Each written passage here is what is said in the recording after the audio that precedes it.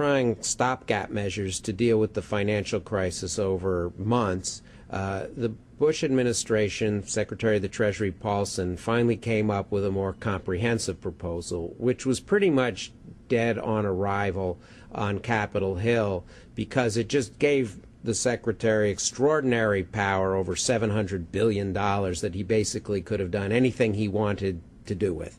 And that was unacceptable. And so Congress came back, and the leaders of both political parties in Congress negotiated with the administration to come up with a compromise deal. They thought they had a deal. They thought they had it all worked out. But then when it actually got voted on in Congress, it failed to pass by 12 votes. So they're kind of back to the drawing board. The immediate consequences of this is that the stock market did really badly at first, and there's also a further and further tightening of credit markets. The people who borrow and lend money just aren't getting together. Lenders are not coming forward lending money in even routine ways that just keep the economy going as we go along, keep businesses able to make payroll, maintain inventory, and soon it could start affecting routine personal borrowing, home loans, auto loans, student loans, and that sort of thing. This is really important because the financial sector problems on Wall Street are going to start moving to the broader economy, and we're starting to see that.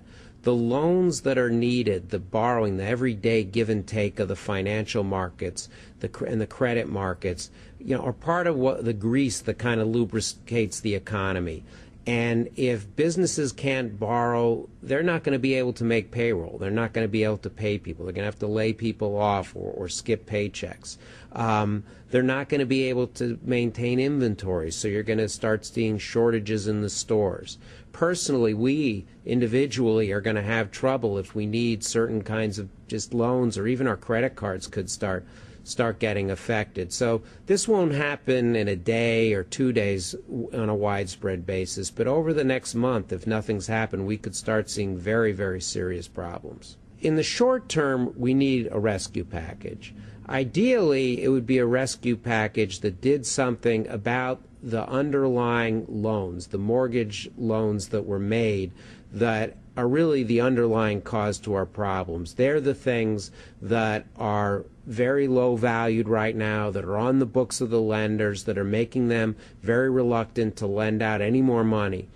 And one of the keys here is to get the loans that are in trouble, the people are having a hard time paying, turn those into paying loans by modifying them, by bringing down the value of those loans to what the houses are really worth now, and making sure that they're on terms that people can pay. Now, not every single loan will this be possible for. We only can do that for loans where people want to pay, have the ability to pay, and where there's a house that's worth something.